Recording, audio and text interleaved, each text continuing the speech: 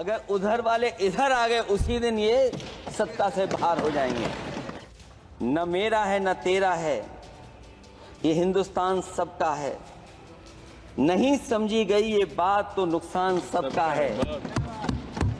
हजारों रास्ते खोजे गए उस तक पहुंचने के, मगर पहुंचे हुए ये कह गए भगवान सबका है।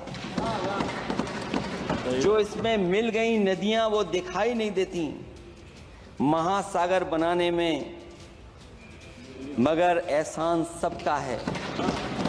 अनेकों रंग खुशबू नस्ल के फल फूल पौधे हैं, मगर उब्बन की इज्जत आबरू ईमान सबका है। कि कभी कभी जो डबल इंजन की सरकार चलने वाले जो दावा करते थे, पहले इंजन टकराते थे, अब तो डब्बे भी टकराने लगे हैं। अगर आप करा सकते हैं तो आप कराइए। नहीं अध्यक्ष महोदय, जब कभी भी हम लोगों को मौका मिलेगा तो जाति जनगणना कराने का काम हम लोग करेंगे। अभी अभी कांग्रेस पार्टी की नवनिर्वाचित सांसद उन्होंने अपनी बात रखी, उसके बाद अध्यक्ष महोदय मुझे बोलने का मौका मिल रहा है। मैं सबसे पहले लाखों लाख लोग जो भारत देश की आज़ादी में जिन्होंने अपनी जान न्यौछावर कर दी, देश आज़ाद हुआ। आज़ादी के बाद बाबा साहब भीमराव अंबेडकर जी और तमाम हमारे वरिष्ठ लोगों ने इस संविधान को देने का काम किया। मैं उनको याद करने के साथ साथ जो आज 13 तारीख जिस दिन हम आप सदन में बैठे हैं, एक ऐसी घटना घटी थी, अगर उस समय सुरक्षा कर्मियों ने अपनी सूझबूझ के साथ, बहादुरी और साहस के साथ अगर उन आतंकवादियों को मुकाबला न किया होता तो हमारे देश के बहुत सारे महत्वपूर्ण नेता जो उस समय सदन में थे, न जाने क्या परिस्थिति बनती। मैं उन बहादुर जिनकी जान गई उनका याद करता हूं, वहीं श्रद्धांजलि भी देता हूं। मैं इस संविधान की चर्चा पे जहां खड़ा हुआ हूं, मैं बाबा भीमराव अंबेडकर जी उनको श्रद्धांजलि अर्पित करते हुए जिन्होंने संविधान को देने का काम किया। हमारा संविधान जो तैयार हुआ है उनकी प्रबुद्ध दृष्टि का परिणाम है कि हमारे पास न्याय, स्वतंत्रता, समानता और बंधुत्व के सिद्धांतों पर आधारित एक महान संविधान हमें मिला है। भारत राज्यों का एक संघ है और हमें विविधता में एकता पर गर्व है। ये हमारा संविधान ही है जिसने भाषाई, क्षेत्रीय, धार्मिक और जातीय विविधता वाले हमारे देश को एक साथ रखा है। ये संविधान डॉक्टर अंबेडकर जी ने कहा था कि संविधान की सफलता इस पर निर्भर करेगी कि हम उसके अनुसार कैसे काम करते हैं। ये देखना है, विधायिका, कार्यपालिका और न्यायपालिका की जिम्मेदारी है कि इस महान देश का शासन हमारे संविधान में निहित उच्च सिद्धांतों के अनुसार चलाया जाए। डॉक्टर अंबेडकर ने कहा था, मैंने तो संविधान निर्माण का दायित्व बहिष्कृत वंचित वर्गों को अधिकार दिलाने के लिया है। ये वही संविधान है जो समय समय पर हमारा रक्षा कवच बनता है। अध्यक्ष महोदय, ये संविधान हमारी ढाल है, संविधान हमारी सुरक्षा है, संविधान हमें समय समय पर शक्ति देता है। संविधान ही देश की 90% शोषित, उपेक्षित, पीड़ित, वंचित जनता के अधिकारों का सच्चा संरक्षक है। ये संविधान ही हमारा बड़ा मददगार है।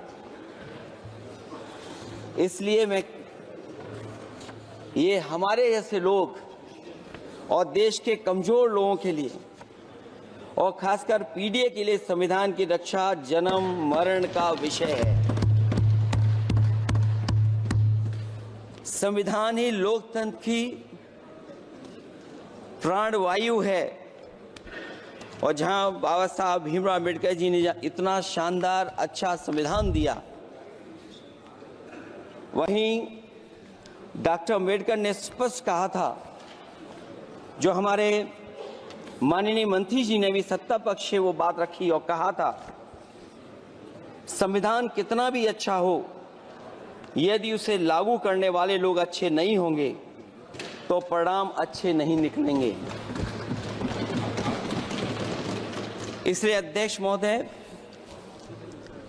इस संविधान पर लगभग 75 वर्ष में के बाद भारत की संसद में फिर चर्चा हो रही है। मैं कई महत्वपूर्ण बिंदुओं पर अपनी बात को रखना चाहूंगा। अध्यक्ष महोदय, हमारे संविधान की प्रस्तावना संविधान का निचोड़ है। सरकार के उद्देश्यों और लक्ष्यों को स्पष्ट उल्लेख है प्रस्तावना में। मैं प्रारंभ करता हूं संपूर्ण प्रभुत्व संपन्न समाजवादी धर्मप्रिय लोकतांत्रिक गणराज्य से। आज अध्यक्ष जी, सीमाओं की रक्षा करना संप्रभु का प्रथम कर्तव्य है। और अध्यक्ष महोदय, जिस देश की सीमाओं की सुरक्षा में जहां पर समय समय पर सेंध लगती हो, और हमारे माननीय मंत्री जी बेहतर जानते होंगे कि कई जगह पर हमारी सीमाएं सिकुड़ रही हैं। हमारे संसदीय मंत्री राज्य अरुणाचल प्रदेश में चीन के बिल्कुल बगल में रहते हैं। अध्यक्ष महोदय, ये जानते होंगे कि हमारे पड़ोस में कितने गांव बस गए हैं, न जाने कितना वहां पर गांव की तरह घर बसा दिए गए हैं। लद्दाख की तरफ अभी दोनों देशों की सेनाएं पीछे हटी हैं। हम अपनी सीमा में ही पीछे हटे हैं, और चीन जो हमारी सीमा में अंदर आ गई थी, वो हमारी सीमाओं से ही आंशिक रूप से पीछे हटी है। और अध्यक्ष महोदय, उस सीमा के पास एक रिजांगला मेमोरियल बना था। हमारे सरकार के लोग ये जानते होंगे कि जिस समय ये बात उठी लद्दाख को लेकर के, उस रिजांगला के मेमोरियल को तोड़ दिया गया। आज वो रिजांगला मेमोरियल वहां नहीं है। और उस लड़ाई के लिए अध्यक्ष महोदय, हमारी फौज के लिए कहा गया था कि हमारी वो बहादुर फौज है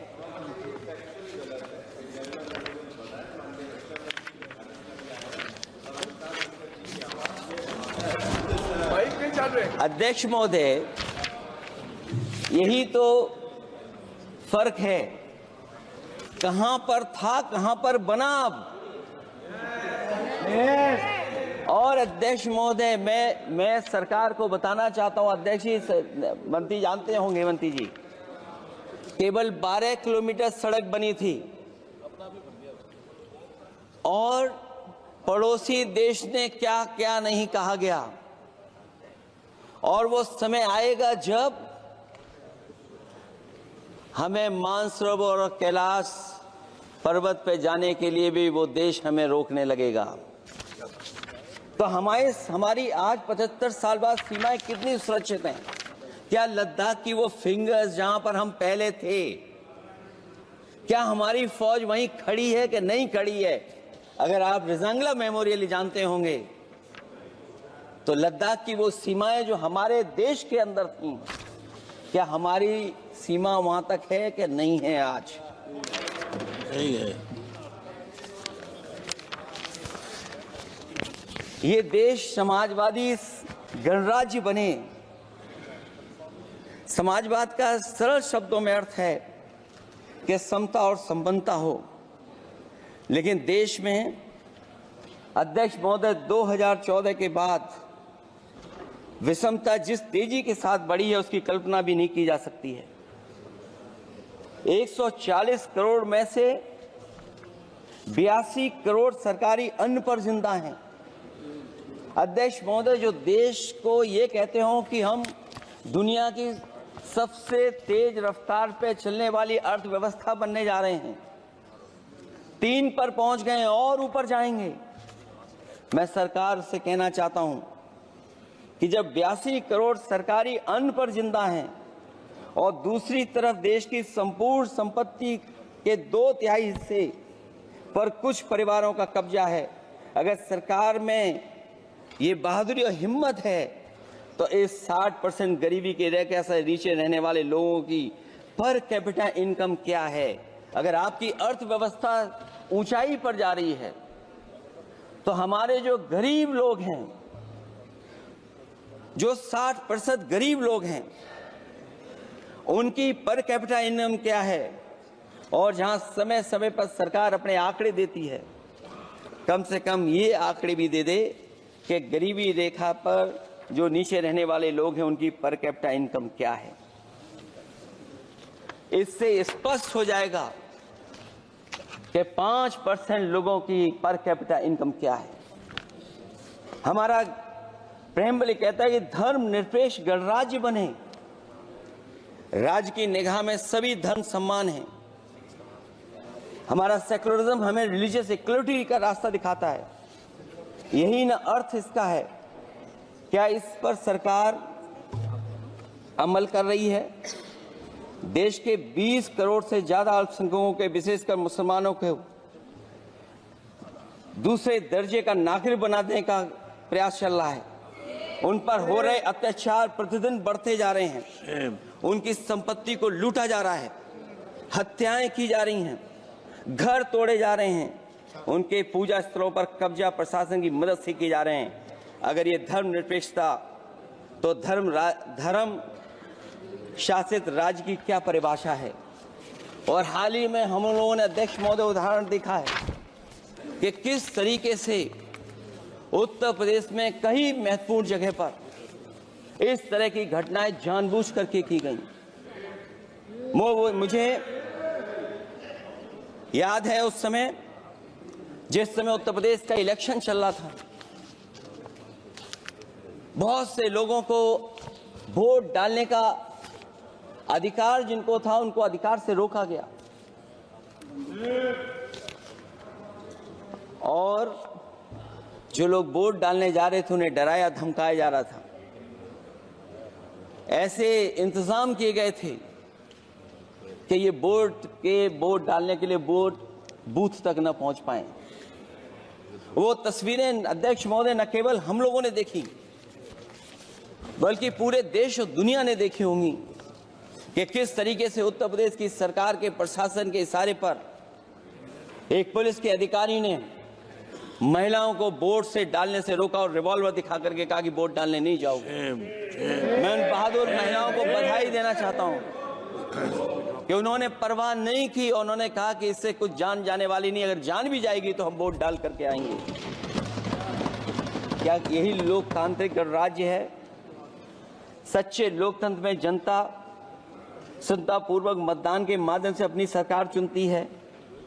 क्या हम सही अर्थों में लोकतांत्रिक व्यवस्था में जी रहे हैं, जहां सरकार मशीन और सरकारी मशीनरी के जरिए जहां चाहे अपनी सरकार बना लेती है, जनता के मत का कोई अर्थ नहीं रखे हैं, वह लोकतंत्र नहीं कहा जा सकता है। यह व्यवस्था जब तेजी से लोकतंत्र में तानाशाही की तरफ बढ़ रही है, हिटलर ने भी तो जनता द्वारा चुने जाने के बाद संविधान में संशोधन करके तानाशाही कायम कर दी थी। हमारी सरकार भी उसी के समांतर चलने का प्रयास कर रही है। प्रस्तावना में अध्यक्ष महोदय सामाजिक, आर्थिक और राजनीतिक न्याय दिलाने की बात है। अध्यक्ष महोदय, मैं जब सरकार की तरफ से माननीय मंत्री जी को सुन रहा था, उन्होंने जाति जनगणना को लेकर के कहा कि जाति जनगणना कराना चाहे तो करा लें। हम लोग तो उस पक्ष के धर लोग हैं,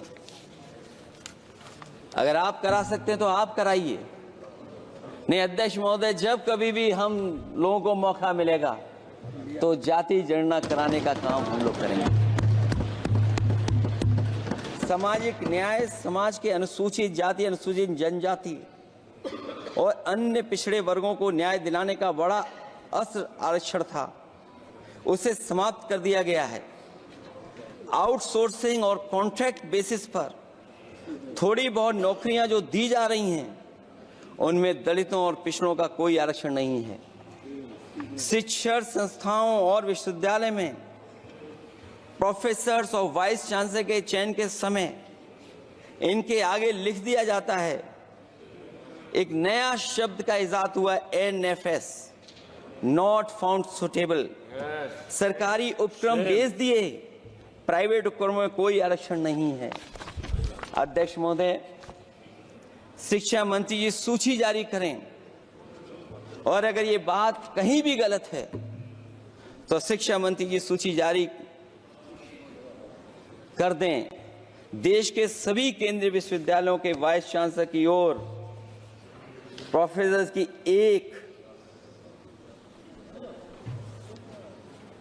मैं तो कहूंगा अध्यक्ष महोदय कि शिक्षा मंत्री जी अगर ये सूची जारी कर दें कि जितनी भी सेंट्रल यूनिवर्सिटीज हैं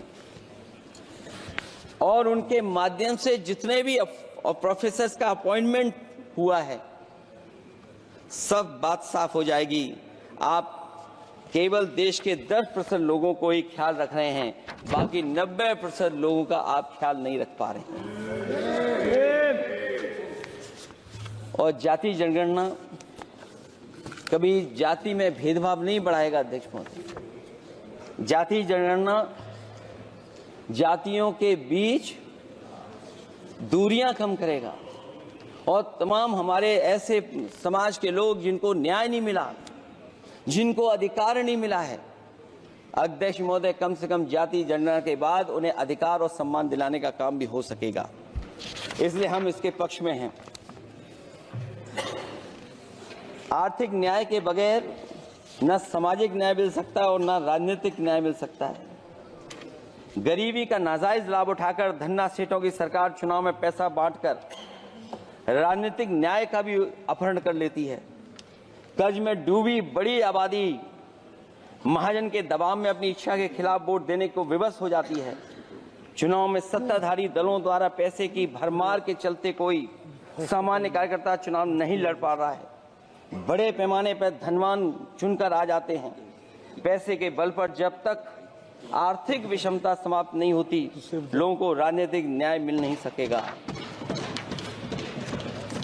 प्रस्तावों में आगे जो लक्ष्य है, विचार, व्यक्ति, विश्वास, पंथ और उपासना की स्वतंत्रता, अन्याय के खिलाफ विचार व्यक्त करने पर जेल, अभिव्यक्ति की स्वतंत्रता का अर्थ है देशद्रोह। अगर भाजपा के मत के नहीं हैं, दूसरे धर्म के हैं तो प्रताड़ना के हकदार हैं। और अब तो उपासना करने पर भी दिक्कत है, क्योंकि हर मस्जिद के नीचे मंदिर खोजने वाले तत्व इस देश को शांति से रखना ही नहीं चाहते हैं। उन्हें कानून की कोई परवाह नहीं है। मैं इस मौके पर धन्यवाद देना चाहता हूं। सुप्रीम कोर्ट का कम से कम वो फैसला आया है जहां कुछ दिनों के लिए ये पाबंदी लगाई गई। व्यक्तियों की गरिमा और देश की एकता और अखंडता को सुनिश्चित करने वाली बंधुता, ये विभाजनकारी नीतियां संविधान की प्रस्तावना के उस उद्देश्य से जरा भी मेल नहीं खाती है। व्यक्ति की गरिमा लिंचिंग से धूल दूषित हो चुकी है। उद्योगपति सरकारी आतंक से परेशान हैं, होकर के अपनी पूंजी समेटकर देश छोड़ गए हैं और लगातार जा रहे हैं। अध्यक्ष महोदय, आजादी के बाद उद्योगपति कभी इतने भारत छोड़ करके नहीं गए होंगे, देश छोड़ के नहीं गए होंगे जितने इनकी सरकार में चले गए हैं। अगर व्यक्ति की गरिमा सुनिश्चित हो तो कोई व्यक्ति क्या अपनी मातृभूमि को छोड़ करके जा सकता है। सरकार इस पर आत्मचिंतन करे अगर आपसी मतभेद पैदा करके एक दूसरे के प्रति अविश्वास पैदा किया जाएगा तो क्या देश की एकता और अखंडता के लिए एक अशुभ संकेत नहीं होगा।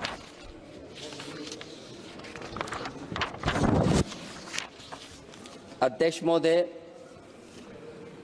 आर्टिकल 14 कानून के समक्ष समानता, भारत के अंदर किसी भी व्यक्ति को राज्य कानून के समक्ष समानता को डिनाई नहीं कर सकता है। हो क्या रहा है, एक ही कानून कुछ लोगों के लिए अलग है और दूसरों के लिए अलग। अगर सत्ता पक्ष का व्यक्ति गेरुआ गमछा पहनकर गालियों को गाली दे दे तो जी हजूरी और दूसरा न्याय मांगने जाए तो उसे लाठी। क्या ये अनुच्छेद 14 का अनुपालन हो रहा है? अध्यक्ष महोदय, किसी भी व्यक्ति को उसके जीवन और दैहिक स्वतंत्रता से कानून सम्मत प्रक्रिया के बगैर वंचित नहीं किया जा सकता। ये सबसे महत्वपूर्ण मौलिक अधिकार है, लेकिन सबसे ज्यादा इसी का दुरुपयोग हो रहा है। फर्जी मुठभेड़ में हत्याएं, जेल के अंदर हत्याएं और पुलिस अपरीक्षा में हत्याएं। आदमी कहीं भी सुरक्षित नहीं है। ईडी का तो ऐसा कानून बना दिया गया है कि बिना एफआईआर, बिना नोटिस किसी को भी बंद कर दो। लोकतंत्र फासिज्म में बदल रहा है। और अध्यक्ष महोदय, क्योंकि उत्तर प्रदेश की चर्चा सत्ता पक्ष से भी हुई, जो हालात उत्तर प्रदेश में हैं, ऐसे हालात कभी किसी ने पहले नहीं देखे।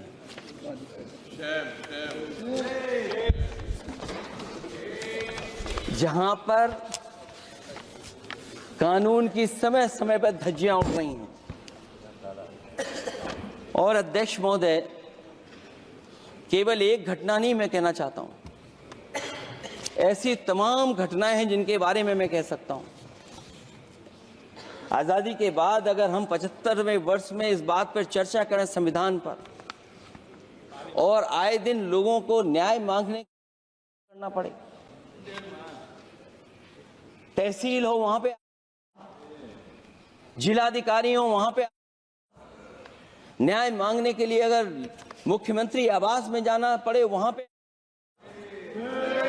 सोचिए हम किस दिशा में जा रहे हैं। और अध्यक्ष महोदय, किसने नहीं देखा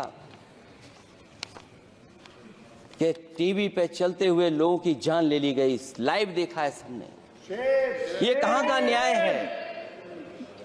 न केवल वो, बल्कि पता नहीं अध्यक्ष महोदय, हमारा प्रदेश कस्टोडियल डेथ में सबसे आगे जा रहा है। महिलाओं के उत्पीड़न में सबसे आगे जा रहा है। ये मैं नहीं कह रहा हूं, अध्यक्ष महोदय, ये सरकार के आंकड़े बता रहे हैं। और न केवल इन चीजों में आगे जा रहा है, बल्कि आजकल जो नए जमाने का डिजिटल इंडिया है, अगर साइबर अपराधों में सबसे आगे कोई प्रदेश दिखाई दे रहा है तो वो उत्तर प्रदेश दिखाई दे रहा है। ये अलग बात है अध्यक्ष महोदय कि कभी कभी जो डबल इंजन की सरकार चलने वाले जो दावा करते थे, पहले इंजन टकराते थे, अब तो डब्बे भी टकराने लगे हैं। Double engine single driver. और होड़ लगी हुई है कि कभी किसी ने दिल्ली का रास्ता किसी माध्यम से अपनाया था, उसी रास्ते पे चल करके आगे बढ़ना चाहते हैं। इससे खराब इस लोकतंत्र में और क्या हो सकता है?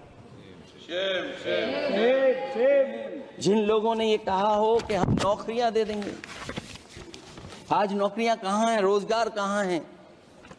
और अध्यक्ष महोदय, अगर वादा किया जाए नौकरी और रोजगार का, इन्वेस्टमेंट का, और सपने बड़े दिखाए जाएं, ये बात मैं इसलिए कह रहा हूं कि माननीय मंत्री जी भी उसी प्रदेश से आते हैं, प्रधानमंत्री जी भी उसी प्रदेश से आते हैं। आज कई मायनों में, कई आंकड़ों में उत्तर प्रदेश पीछे दिखाई दे रहा है। जहां रोजगार के सवाल पर जो सरकारी नौकरियां इसलिए नहीं क्योंकि आरक्षण न देना पड़ जाए, इसे सरकारी नौकरियां नहीं हैं। आए दिन पेपर आउट, पेपर लीक, न केवल पेपर लीक है बल्कि जानबूझ करके पेपर लीक कराया जाता है जिससे कि परीक्षा रद्द की जा सके।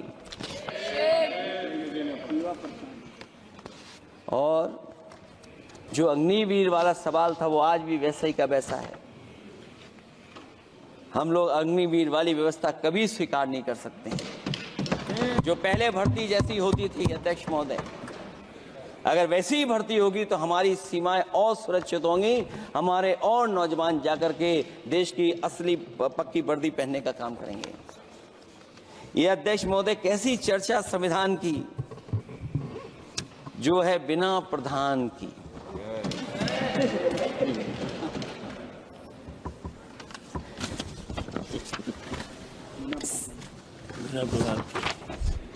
अध्यक्ष महोदय,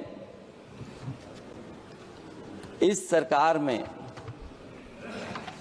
जो लोकतंत्र के साथ खिलवाड़ हुआ है, इतना कभी खिलवाड़ नहीं हुई होगी।